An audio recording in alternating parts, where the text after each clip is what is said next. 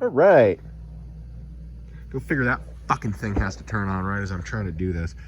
It's been 2 weeks. I haven't touched this tranny. Note the orientation that this slider comes off. So you'll notice there's occasionally raised teeth on this back side. My finger's touching one of them.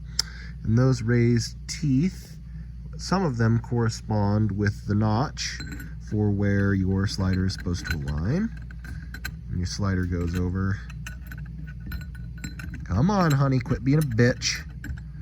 Man, you're a fucking ornery cunt. Quit it. Jesus, Mary and fucking Joseph. All right, like that. And then it'd slide on, pop it off. Now you're gonna get a couple of the, Jesus fucking Christ, how did that thing come out? Cunt. Anyways, you're gonna get these shift dogs, I think is what they're called. There's a little spring and a little ball. I've pulled 2 of them out, but I left one of them in because I wanted to show you. There. And so you can take a pick or just your fingers and grab it. And note the spring and the ball falls out of the bottom. Ball can't come through the top. It can only go in the bottom. Let's put it upside down over here. And then the ball. And then this fiddly little fucking spring. And the reason I'm doing this is because I have to go to Napa to get an actually halfway decent pair of snap ring pliers, since my, fuck me, Evercraft pliers won't do the trick wherever they went. Yeah, I filed them down, but even still on this small snap ring, it's getting bound up on one side or the other, so I gotta get a better pair of pliers. This snap ring, this thing won't even span, so that's really fucking cool. So yeah, I'm gonna take this shaft and make sure I can find snap ring pliers that fit this. Okay, one other thing. So this is 3rd gear. So reverse, 1st, 2nd, 3rd, 4th, 5th, and 6th. I don't know how that works. That gear is massive. That is strange, isn't it? Huh. Well, at least I think that's how that goes. Oh, yeah, that one corresponds to that, that to that, that to that. Doop, doop, doop, doo, and then doop, doo. Okay, so yeah, this has to be 3rd, right? Because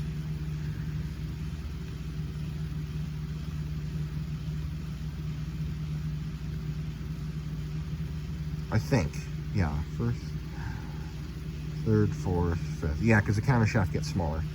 Okay, so, well, of course it's resting on the fucking slider. I got synchronizers here just externally. This is a pretty good indication of what it's supposed to look like and what it's not supposed to look like. So this synchronizer for 4th gear seemed to work fine, right? And you'll notice how when I press this blocking ring or this synchronizing ring toward the gear, as the slider does, it, yeah, there's still a gap maintained right here. So between the actual gear, between these engagement teeth and the synchronizer, there's still a small gap, even when I'm cantilevering it weird to one side. Come over here to 3rd, there's no gap. I can press this synchronizer all the way up against 3rd gear. Now luckily the gear teeth on here don't look terrible, but as you can see, they are starting to get some wear here. And these teeth are starting to get rounded off, which is really cool. If these little teeth get rounded off, you gotta replace the gear. And just know that all the power that your engine produces goes from this gear through these teeth, through this slider, into the hub. It's not the size of the gear teeth here that actually matter. Of course, it's important to have large, sturdy gears. These teeth are also responsible for a lot of power transfer. Granted, it's a shearing motion and you've got quite a bit of steel when you sum up all of the volume of these, but even still, you got to know that if these get rounded off and the torque locking action of the slider being sucked in, because you'll notice as the shaft keeps turning, the torque, radial torque, it's something like a right hand rule, but anyways, it sucks it in because there's a slight taper along this one edge and then along this back edge here as well. And that'll suck it in on drive and coast, depending on how the gear's loaded. So Well, I guess I get to go to Napa. That's really cool. Okay, after a lot of fighting, we're working on the counter shaft here since I can't find snap ring pliers big enough since it's a Saturday. I have to go to the tool truck, notwithstanding. So what I did was I used these shitty Evercraft Chinese pliers, and I filed the tip down. It's not going to focus. As you can see, it's a little more square, and there's some shininess on it. I took a flat file, and I just filed the tip down a little bit. Spread these apart, and then I used one screwdriver to pry this end up first. So I pried it up and over this chamfer. As you can see, there's a flat, and then there's a chamfer, and then it's straight down. And I pried it up and over that chamfer, and then slowly worked it around to about halfway with this screwdriver until it just felt like it was going to bend. Then I took my plastic mallet and a thicker blade screwdriver, probably a number 2 Phillips, and I beat this side down, and it has slowly been coming out, and it kind of rotated this way as it beat down. Now what I'm going to do is take a pair of needle nose pliers and attempt to get this out without it flying off. There you go. Now this bearing is probably going to have to press off. I would assume that it would press off with this gear train right here, and then I don't know if there's a snap ring underneath of this or if there's a snap ring underneath of this. My inclination is really that this whole thing presses off as one, but I might have to do it individually. And that might be the safer thing to do, is press this off one at a time, just to prevent breaking any gears, breaking any snap rings, bunging up the shaft. So I'm going to get started on that. I might not have a bearing splitter, which might be a problem. I might have to go purchase one of those, but we'll see. Okay, I think we're going to be pulling 5th gear off counter shaft. Get that snap ring off right here. As you'll notice, this bearing's solid, but there's a slight degree of thrust. So this is clear. So we should be able to pull this off. Now, make sure that your synchronizer is toward 5th gear. You notice it moves smoothly. If you put it on, it turns the shafts. You're in 5th. So what I'm going to do then is fixture this in the shop press. As you'll notice here, I've got cardboard, and I've got my catch tray, just in case anything decides to fall. Alright, I really don't think this is going to work, but we were going to try it. Boy, this is something else. I'm just worried that these two are going to cantilever down. I don't know, we'll see. If it doesn't work for me, then don't do it this way, but of course this fucking Harbor Freight cheap shitty shop press isn't wide enough. So, you can't get the gear train down in there anyways. Put a couple rags down. It's because when it falls through, it's going to hit these gear teeth. So yeah, I'll put rags down on either side. That way if it falls, it won't break them. All right, take 2. So we got 2 chunks of 4x4 to space these gears out and off from this lifting bed, or bed plate. And then we got a couple of 2x6s or 2x4s screwed in just wider than 6th gear, which you can see just in front of my finger there. So it's spaced just far enough that the diameter can pass through these. And then we got a couple chunks of 2x4 underneath of these plates. These ones aren't screwed in, but both the lengthwise ones are. I tried doing it just this way, but the plate started to go like that, and I'm like, nope, fuck that. So we just need a little bit of support. This thing's pressing through okay, so it's not going to need a lot of structural support. That's why I'm not really worried about this. All right, let's go ahead and try this. Fuck it, I'll record it if it blows up in my face, and you get to laugh at my stupidity and hubris. Oh, and I got a 21 mil socket on there.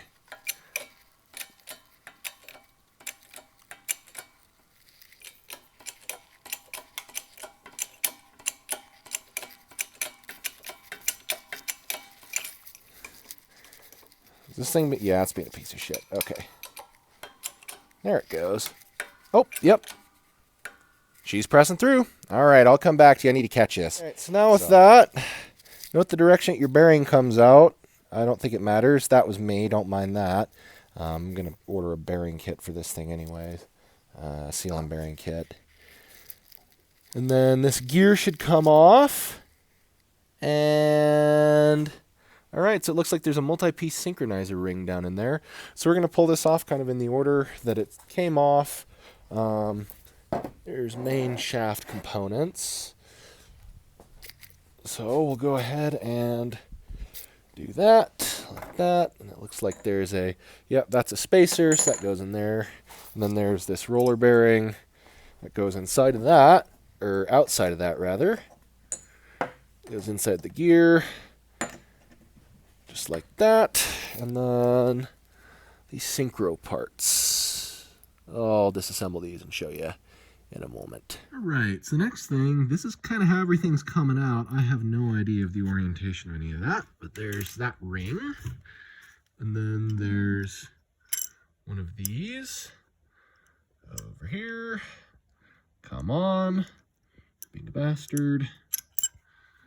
Just get a magnet, come out like that, and then this half come out like that. Okay, and then, oh, this is a 3-part synchro, isn't it? Okay, I need a pair of pliers. There's the actual synchronizer assembly.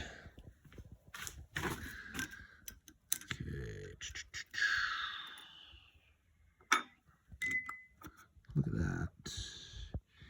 Yeah, it doesn't look great, but we'll spin it against the gear. Seems to lock up just fine. If I push down a little bit on it, I can't, you kind of press in, you can't turn it, mimic the action of that. Note the orientation, so the smaller, wider surface goes down toward 6th gear. We'll pull that synchro back off. That'll give us a good opportunity to look at the engagement teeth for that 6th gear. And then we'll take a look and feel for any other spacers, washers, etc. I think the next thing is going to be to pull 6th gear. We'll note that there is one and only one check ball. It goes in that hole right there. Pull it out with a magnet.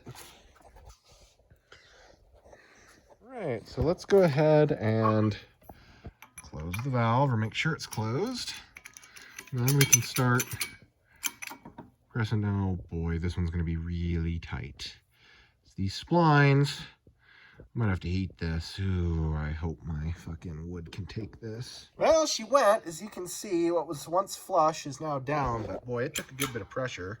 As you can see, I'm having to kind of work that. It's like lifting an 8,000-pound vehicle. Is really what this feels like through this bottle jack. It feels like I'm lifting 8 or 10,000 pounds. So that press fit, I mean, just given my experience before, it's tight.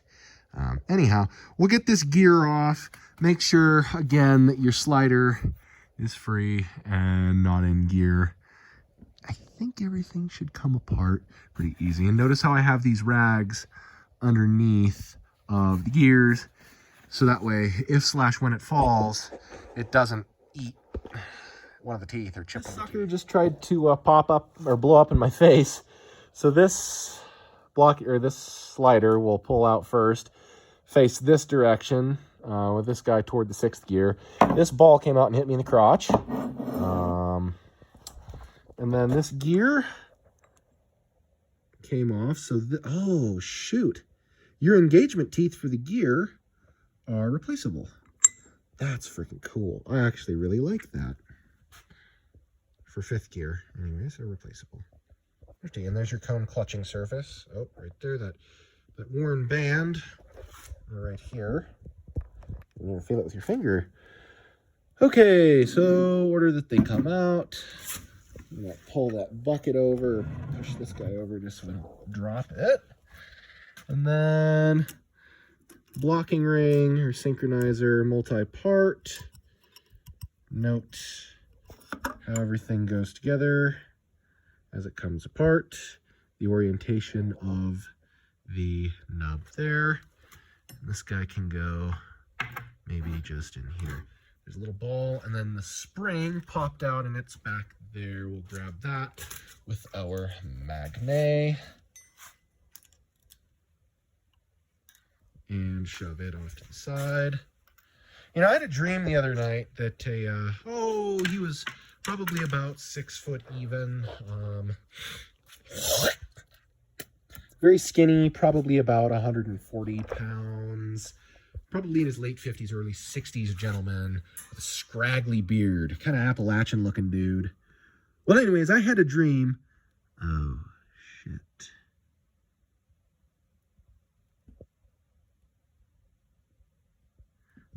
Okay, I'm finishing this dream. I had a dream that this fella came into my home, but that I was living in a trailer park and that my room was somehow exposed to the outside.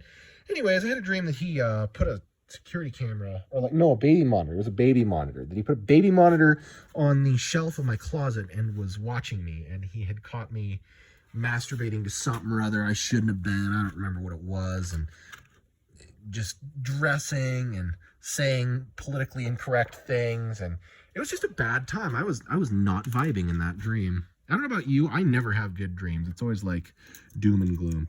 Okay, so roller bearing, pull out, I don't think the direction matters. We'll go ahead and set that there.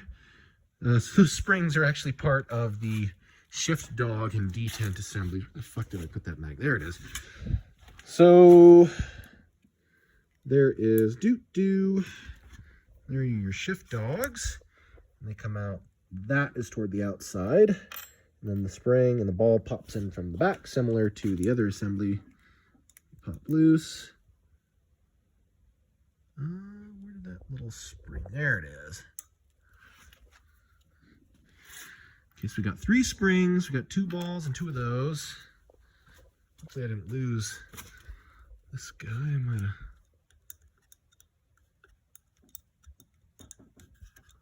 No? Huh. Well, I might be short a ball. Shit. That's not good. Because those are really small. Well, guess we get to go on the hunt. Wish me luck. It smiles down upon you. And you find all 3 of your shift detent pieces. Now, it makes sense that since there was a roller bearing, that there's not going to be a surface for a ball to interface with. But the next thing that we need to do is take this snap ring loose. Now I'm going to take this out and put it on the bench to do that, because I'm pretty sure this hub's pressed on. We got one more gear on this guy to press off, and there's a bearing on the other side. You are going to need a bearing splitter to do this job. You should probably have a shot press. Honestly, you could probably do this without a shot press. You really cannot do this without a bearing splitter. You will have to make a tool to go, like, I'll show you why you need a bearing splitter, right? If you want to get the bearing off of this, whatever this is, 5th gear assembly? Yeah. Then you're going to have to get in behind this bearing, and really all you're going to be able to do is press the cage off. I mean, you can cut this cage, get all the rollers out, but then when you're trying to get this inner race off, you better not nick this shaft, because this shaft is hollow, right? And this shaft takes however much torque, however many shock loads. I do not advise doing it that way. You can do it. You can cut it off with a torch and a Dremel or whatever, but you can rent bearing splitters too, right? That's just my recommendation. Now, I still haven't figured out, I'm going to call Toyota on Monday. Oh, goddamn you. I'm going to call Toyota on Monday about this part, the ball and spring. Pretty good English. But I didn't see any balls and springs or hear any that came flying out whenever I removed the shafts, both the counter and main, as well as the shift forks. There's nothing that, like, apparently came apart. Nothing in the cases that indicated I needed to look for a ball and spring. I think what they were talking about with respect to balls and springs was no, it's over here, was this back slider assembly, was this spring, or maybe the shift, no, it was this back, this is the rearmost slider for engaging 5th gear. These detents, I think, were what they were referring to with their little balls, same as these guys. Looks like those detents are interchangeable. Good to know. Anyhow, I'm gonna work on this and I'll get back to you once I have where this bearing rides, right? Starts right about there and then it rides over to right about here. So what I did was, well, don't mind the fuzzy, I used my snap ring lock ring pliers to get one end out, and then I use this screwdriver just to work it here. Now I'm going to take my lock ring pliers again and expand it out, so that way when I pull it off, I'm not going to gall the surface that roller bearing rides. I'm supposed to use a shop press. As you can see, this is 4th gear, yeah, it's something like that. Not with that, but I guess we didn't have that much luck. Oh yeah, I forgot this thing's a raging pile of shit. Okay, so we'll center this, we'll get her down. Might have to move the sucker up a notch, I don't know. Might just put a socket in like that, gentlemen. Your counter shaft is pressed apart. As you can see, there's a roller bearing here. We'll go ahead and deal with the shaft, or the parts on the press here first. Okay, so that thrust surface goes down. That's that snap ring and then that gear. And then let's pull off that slider. And then there's this guy, so note the orientation of these with respect to that. Underneath of this slider. The slider goes like that with those tangs. Okay. Go ahead and pull the first part of the synchronizer off. Check those for wear. Pull the inner part, noting of course these 3 tangs and how they're orientated in the gear.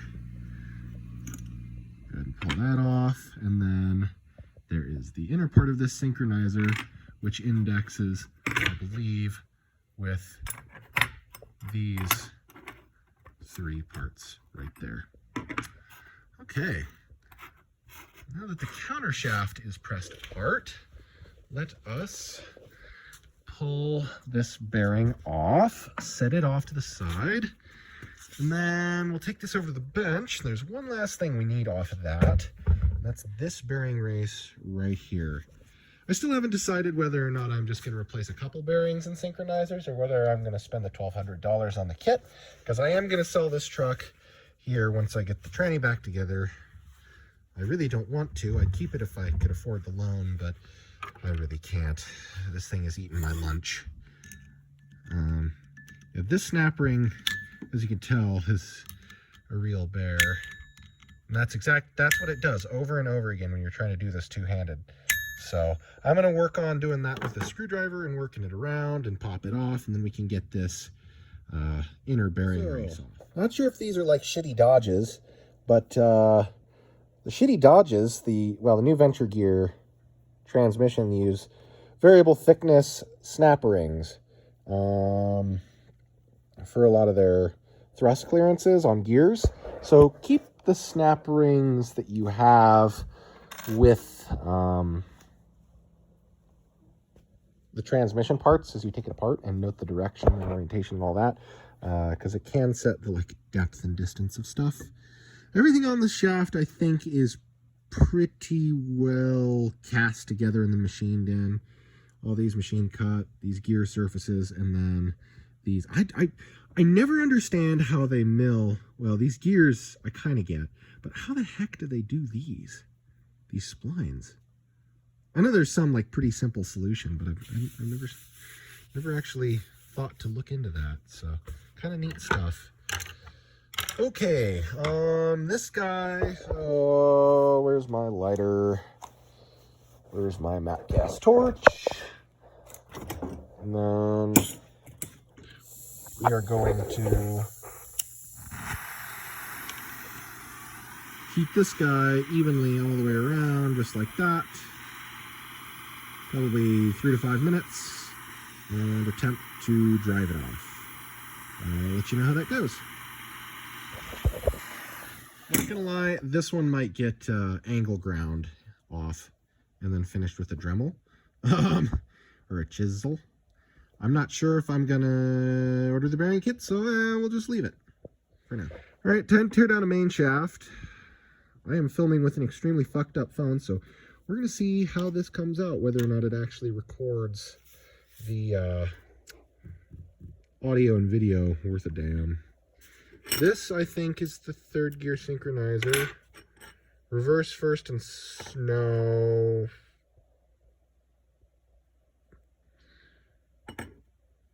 4th, 5th, and 6th are what these are.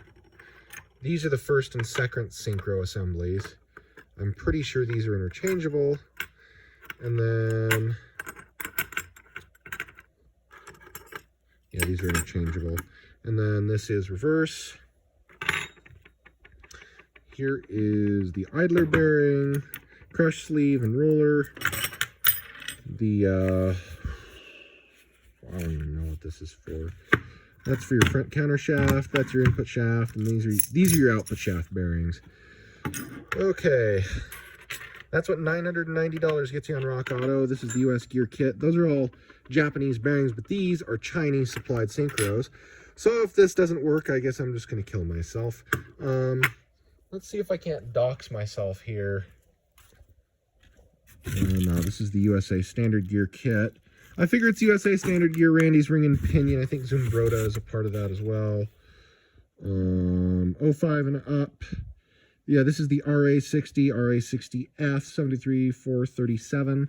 I almost went with the transmission parts distributor's kit, but I didn't. As you can see, this little pizza box costs $1,000. It's actually kind of fucking impressive. USA Standard Gear. Yeah, I got off the phone with a gentleman who worked there, and he's like, nope, all of our synchros are Chinese. Rock Auto box.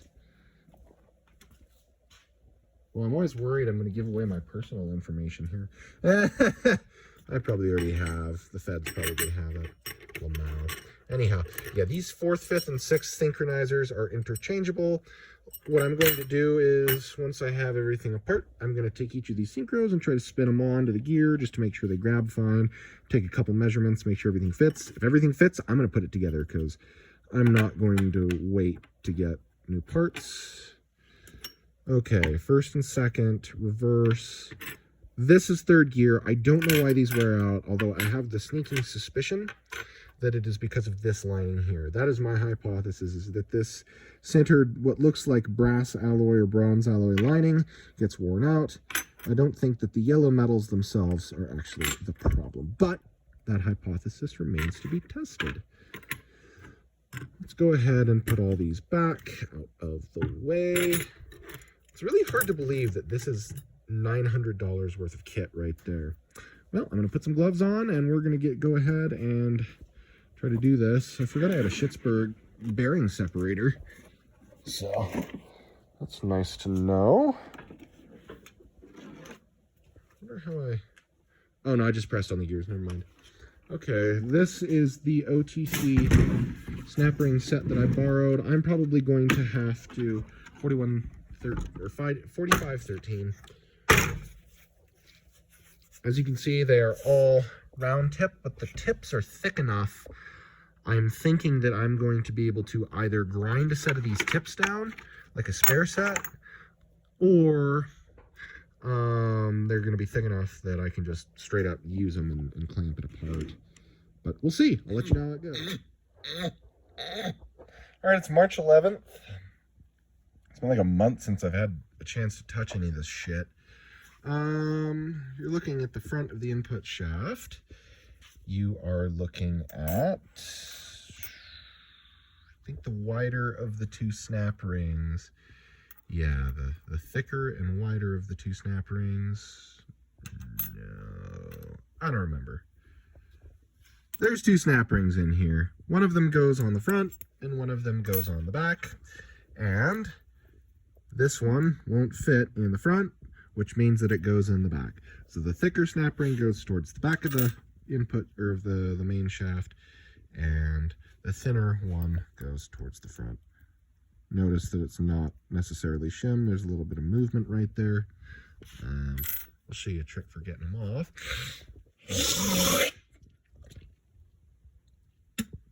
It's truly just an itchy experience. I really do not like allergies and eczema. Anyhow, when this snap ring is on the shaft, as you can imagine, it sits over the shaft something like that. What you're going to do is take a pair of flat tip needle nose pliers similar to this. These are a pair of shitty Evercraft pliers. And you're going to wedge them. Well, this thing can go to hell. You're going to wedge them in against either end of this, like so. If your pliers are wide enough, and that's a caveat I must make. And then you will hit against the handle of the shaft to pop it off. And I did this in this bucket so that way it would catch the snap ring as, or this is a locking ring, locking style retaining ring, really.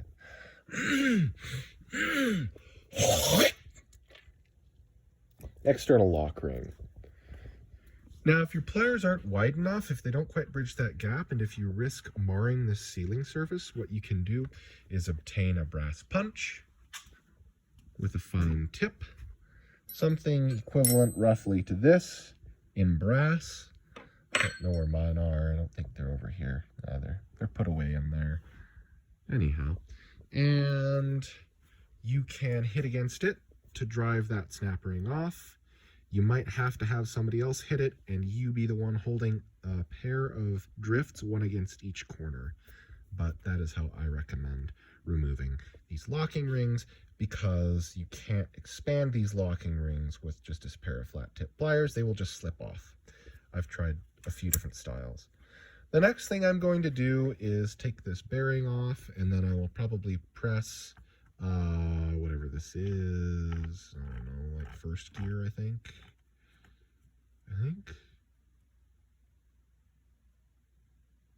Yeah, I don't remember what order these, whatever.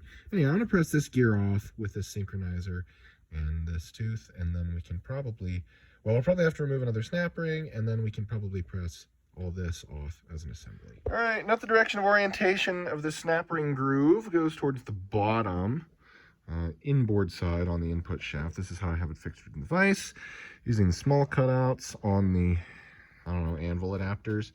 And there it is. We're applying pressure. So I have this block of wood and this catch tray in case it decides to come fucking flying apart.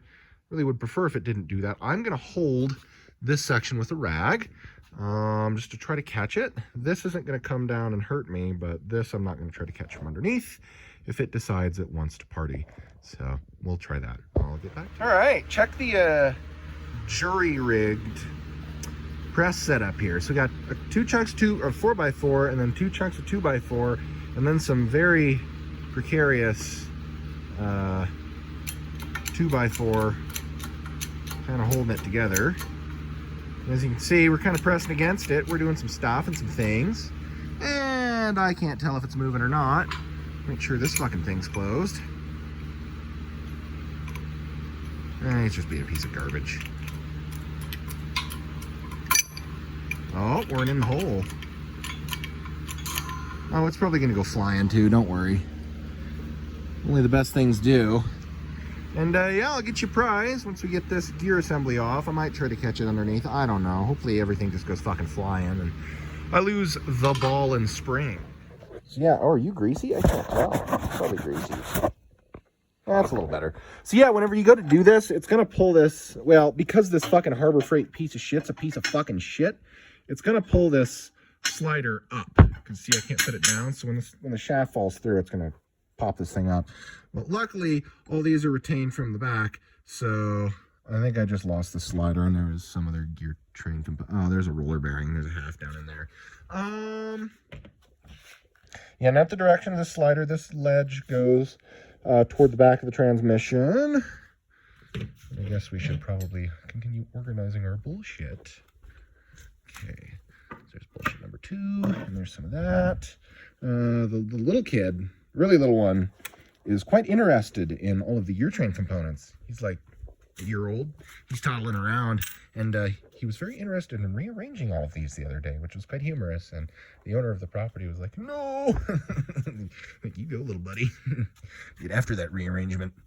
Anyhow, yeah, we're gonna find the rest of the bullshit. As you can tell, I was using the bucket and a couple of different levels of stuff just to catch stuff when it falls down inevitably, because I'm using cheap shit instead of like high dollar componentry. I think these roller bearings, oh, I might have to reuse this guy. I don't know. I don't think I got another one of these in the kit. Yeah, I don't think I got a 2-piece. I'll keep you apprised if there's any other miscellaneous roller bearings, etc. This guy goes before that slider. Oh man, I got a splinter. You can feel it, it's itchy. Huh.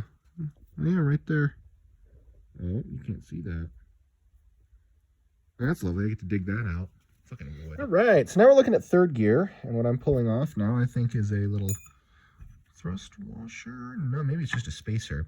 As you can tell right there is a snap ring, and then here's a retainer, and we might be able to, yep, we'll be able to just slide 3rd gear off. As you can see, I got to let play unless it catches on this surface where that needle bearing, that 2-piece needle bearing went. Interesting, they made it 2-piece instead of 1. I didn't see any other little sundry bits in here. These balls come in from the back, so luckily they won't come out. That slider came off that we just noted the orientation of. This is the bum synchro. as you can tell, there's no space between the gear and the synchronizer right there. Whereas when you press this one up, like that is all the way pressed up. You notice how there's that gap? It means this one's still got teeth on it and this one don't. I'll show you that in a minute once we get this guy off. I'm going to focus for the moment on getting that snap ring off, which I think is going to require this pair of pliers. Well, let's go ahead and try. Oh man, these things are such pieces of shit.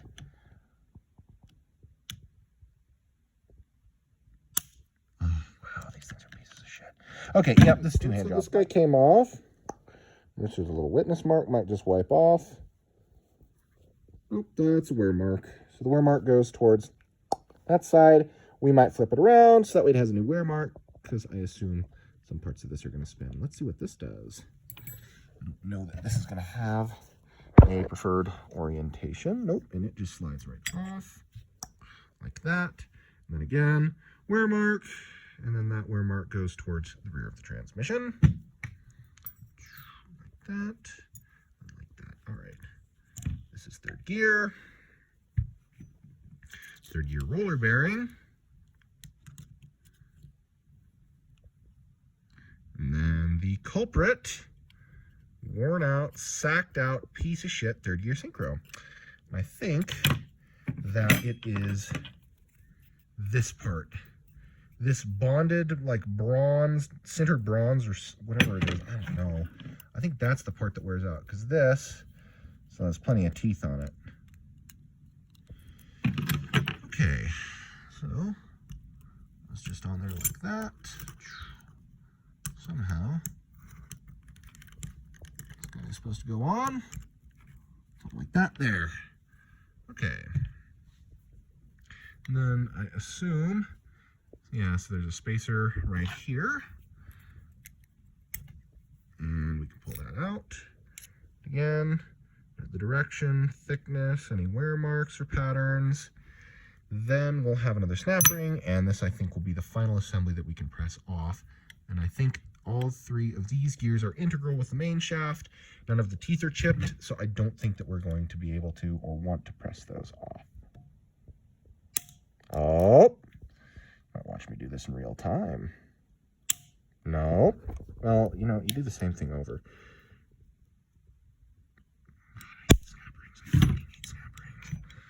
Okay. Maybe we'll try it this way. Just so fucking shitty, man. Yeah, nope. At the direction of orientation of the snap ring, come here. Came off like that. Again, wear marks, wear patterns, thicknesses, orientations, anything. Looks like there is a retaining or locating pin right there. It's associated with that.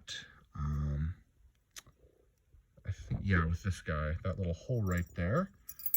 So we will keep all of these together, and then we'll go ahead and press this apart. All right, what I believe the final thing that needs pressed apart. Got that snap ring off, just make sure.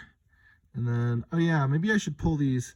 In fact, I am. I'm going to pull these shift dogs out first, and when I'm doing that, I'm going to try and make sure that I don't lose, yeah, the spring. Let's kind of assay that right now.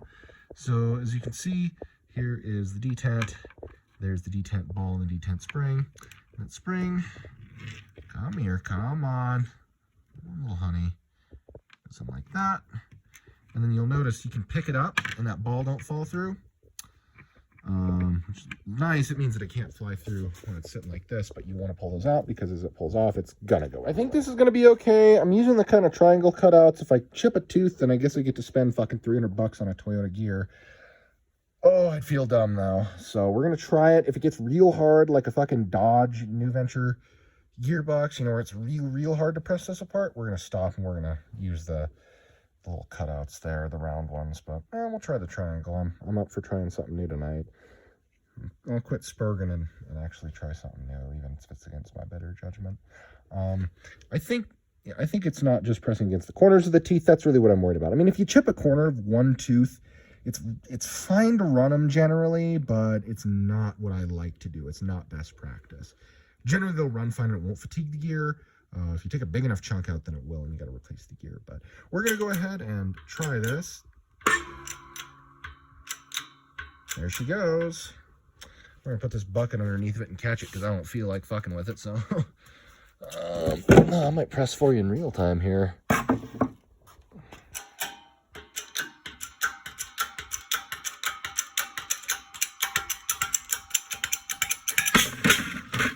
And that is why I keep a bucket there. And then you'll notice that all this is going to come apart. So pick up from the bottom. Needle bearing is still on that. So I really should have put a rag down. I'm going to have to clean this fucking table. Well, you know, we can't all be super geniuses. I really love how Toyota gives you absolutely zero information in their teardown instructions about how to take the main or countershafts apart. They're just like, oh, you're retarded. You're not going to do this. And it's like, thanks, Toyota. Thanks for making this serviceable. Thank you for making this accessible to the everyman. That's what I can't stand about these new cars. You can have an old Borg Warner T18, T19 like some old dump Ford apart in fucking an hour. I'm not shitting you. You can have that if you've done it before apart in an hour. This, you've got this, just.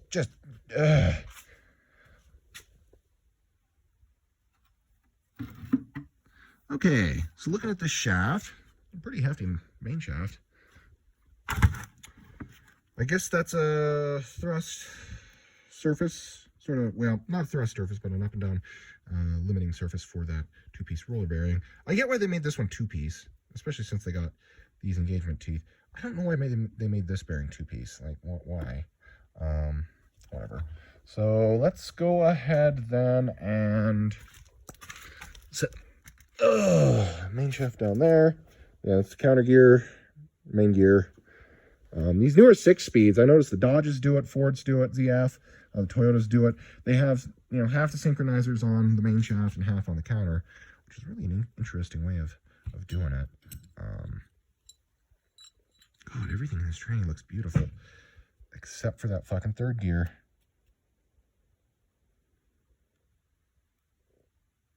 I think I'm going to tell whoever buys this truck to keep these synchros around. These Toyota synchros, because those synchros I got over there are Chinese made. They're US gear, and like a lot of the Chinese products nowadays aren't half bad in terms of machine products. They really can make some like decent quality alloy and decently machined parts. It's just like I don't know who's making it. Right, I don't see any reviews online. Like you see the Toyota stuff, it's like, oh yeah, their standard brass synchros last for freaking ever. It is this third gear synchronizer that goes out. I've driven a couple of trucks in the past, including mine, especially once I changed the oil in it, that third gear, this gear, started grinding when it was cold. And then as soon as it would warm up, it wouldn't grind into gear anymore, but I always double clutched it. You can see there's a bonded surface in here. There's the outer, probably steel or cast iron synchro body. And then there's this internal ribbed, what looks like brass or bronze, like a sintered brass. 3-piece synchro is fucking stupid. Just use a standard brass synchro, people. You can run whatever oil in them you want. You can run down to diesel fuel if you just have a brass synchro with a bunch of roller bearings. Like, that's the lovely thing about stick shifts. When you put this style of synchro in, or those sintered iron synchros, you really have to be careful what oils you run. I mean, you can't run like a high-powered gear oil in these, because that high-powered gear oil, the sulfur in it will eat a brass synchronizer. But this third gear assembly is really what is known for going bad. So that, I guess, finishes off tearing down the train. Oh, here's another thing to look for. If any of the gear, god damn it, I shouldn't have done that. If any of the gears are gonna have it, oh, there goes that. I forgot I didn't take that out. Oh, it's all full of schmoo now. Oh, look at that. Oh, it loves it. Hopefully I didn't bung it up in case I have to reuse it. I feel kind of stupid. Oh, this is full of schmoo. Oh, there must be some schmoo on here from when he was fucking around in here. Anyhow, we're going to look at the teeth of this under the light. So they started doing this, I think, in the 1940s after the war. Synchronized manual transmissions. Oh, let's move these shift dogs over. Yeah, synchronized manual transmissions would pop out of gear because they didn't have torque locking capabilities. So they started putting a back cut on a lot of the, actually those go over here. That's for me, not for you. That's because I'm going to watch this later to put it back together. Anyways, after the war, because, you know, there's nothing to retain in and out motion, just because it's locked like this, if there's no friction in this direction, and you have the weight of a shift lever hanging this way, it'll pop it out of gear, or it'll press it forward out of gear. So they started putting what's called a torque locking slider and hub assembly in. And as you can see, this tooth isn't perfectly perpendicular in either direction. It's kind of cut like that, and it's cut like that. I need to get a pick. Something hard to show with my fat fucking finger. And that'll mean that as the engine is turning and applying torque to this assembly, it'll suck that slider on. That has been, at least in the 60s, 50s and 60s on old 4-speeds, of detriment to the brass synchronizers, because it would constantly apply a thrust force to them, and it could cause wear, excessive wear to those synchros. Not a big problem in modern transmissions, but neat bit of history. You'll want to look, I don't know if you can see this very well. Get you in the light. Yeah, look at these two. You can see they're starting to round up. God damn. Starting to round over. Right there, you can see it's kind of shiny. These two should be two sharp faces, just about at 90-degree angles to each other. So like that, and then at the peak of a roof. And as you can see, there's definitely some wear on these teeth. And that's what's grinding, right? So all of the power of your engine that is being put to the back wheels is transferred through these little fucking teeth. Half the size, a third of the size of your pinky fingernail. These teeth and this thin little piece right here transfers all of your engine power when you are in this gear. So just remember that. You know, if you're ever beating on a transmission, if you're ever bang shifting something, these little tiny teeth hook the gear, input, shaft, counter gear up to this gear, and they hook it to the main shaft. And yeah, you think, oh, this is a nice big gear, but these teeth matter just as much, if not more, because the hub has to engage with them and stay engaged. Or the slider does, rather. And likewise, this slider is responsible for transferring all of the horsepower and torque, the twisting force of your engine to your drivetrain. So, with that, there really isn't anything more to tear down on this. I think I'm going to put this vidya together, and, oh God, what the hell did he get on? And we're going to upload it. Those two rows are the cluster gear, and the counter gear, and this front row is the cluster gear, main gear. Just documenting again all the parts.